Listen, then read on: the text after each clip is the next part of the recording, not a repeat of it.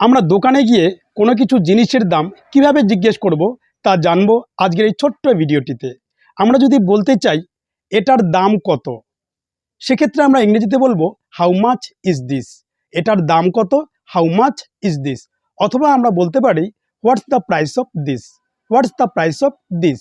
অথবা আমরা বলতে পারি how much does this cost, how much does this cost.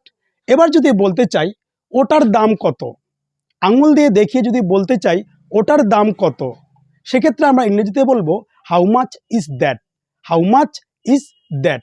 অথবা আমরা বলতে পারি what's the price of that, ওটার দাম কত, হোয়াটস দ্য প্রাইস অফ দ্যাট। অথবা আমরা বলতে পারি how much does that cost, how much does that cost. এবার যদি আমরা একটি জিনিসের দাম জিজ্ঞেস না করে একসঙ্গে সবগুলোকে দেখিয়ে বলি এগুলোর দাম কত, সেক্ষেত্রে আমরা ইংরেজিতে বলবো how much are this, how much are this. অথবা আমরা বলতে পারি what's the price of this, what's the price of this. অথবা আমরা বলতে পারি how much do this cost, how much do this cost. এবার যদি আঙুল দিয়ে দেখিয়ে ওখানে যতগুলো আছে সবগুলোকে দেখিয়ে যদি বলতে চাই ওগুলোর দাম কত, সেক্ষেত্রে আমরা ইংরেজিতে বলবো how much are those, how much are those. অথবা আমরা বলতে পারি what's the price of those, what's the price of those.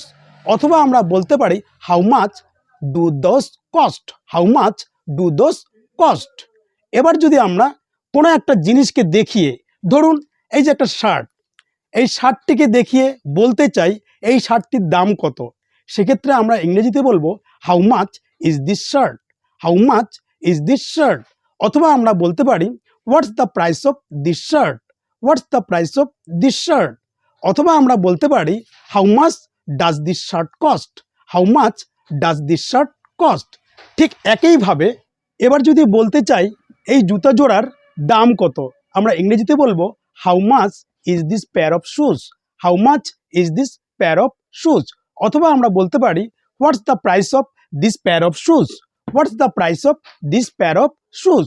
অথবা আমরা বলতে পারি how much does this pair of shoes cost, how much does this pair of shoes cost.